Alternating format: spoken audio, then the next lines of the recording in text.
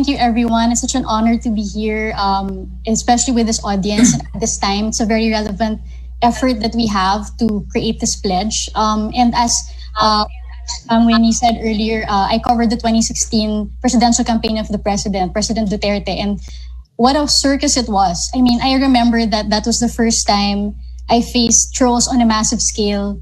When I think it was because I wrote something about yung short time remarks niya about women in his very first campaign sortie as a candidate. So that was already a foreshadowing of what would happen in his presidency during the rest of his campaign. So siguro I just have 4 points for everyone today. And something that I picked up also during my time covering Duterte.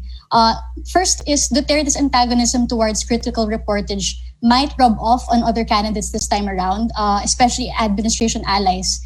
For example, Bongo, who might be running next year, he doesn't include Rappler in any of his Viber groups. He shuts us out all the time. He doesn't reply to our messages. Talagang wala, as in total scene zone siya. And it's also in vogue now to shut out critical journalists. Like, I remember si Rambo Talabang, one of our reporters, when he covered the Revilias, may mga snide remarks pa sa kanya on the side na parang, Rappler nandito, ano ba yan, ganyan. So I think that we as journalists have to find a way to support other journalists when this happens. Those reporters don't have to go it alone. And I think it's important that we do it right then and there. Like, we correct that mindset where politicians can just shoo aside reporters they don't like.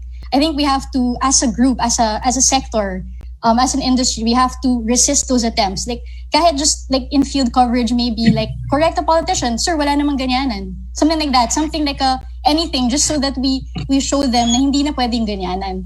I think we also have to realize that reporters, especially in elections, have power too, right? We're not people they can just shut aside and walang consequences. I think that we have to be more confident in wielding that power. Maybe if it takes boycotting a certain campaign sortie because this politician is being insulting to a reporter or baselessly making accusations about media outlet, things like that. I think we have to be more, we have to recognize that we have power too, and we should use this power to fight for our own rights.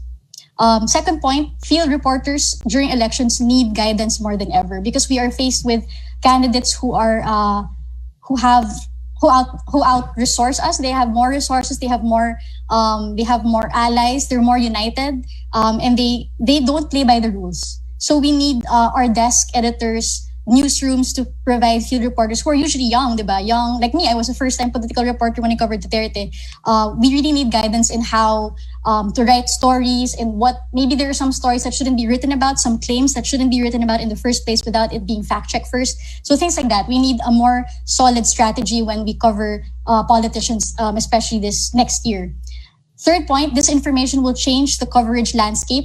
We've seen how Bongbong Marcos in particular, diba, his camp, daming pinapour na resources to fake news and propaganda online. So we need to fight this. We need to find a way as an industry to fight this scourge and maybe learn from best practices from news outlets that do this very well. We can unify so that we can fact check as one. Kasi yung problema is right now, I think only a few reports, only a few outlets actually really fact check politicians. And even if this is a good effort, I think that it can only really mean something, can have impact if everyone does it like as one. When we do it sabay-sabay with the same kind of line of questioning. It's like in the States, I remember in the Trump and Biden election, diba, yung talagang everyone was unified in correcting Trump's speeches. So I think we should be that way. We should not be scared to borrow that from American journalists. Fourth point, we need to make media freedom an election issue. So if this means, diba, asking our candidates, we're all going to be assigned to candidates, diba, Duterte, Sarah, whoever. Dapat every chance we get, we ask about what their stand on media freedom is and be very pointed and be very specific about our questions. Like, what will they do about the ABS-CBN shutdown? What will they do about Rappler's cases? What is their stance on banning reporters from beats? So I think we have to be more aggressive. We should wield our power this elections. We have to recognize that elections is a reset. And that means it's also an opportunity for us to show that they need us, right? Because it's true. These candidates, they need every number they can get to win. Because we see the numbers, right, in the surveys, divided pa rin eh. Even if may isang dominant candidate, that candidate can lose if may isang candidate na bumitaw. So they will need us, and we need to use that as an opportunity to take back our rights.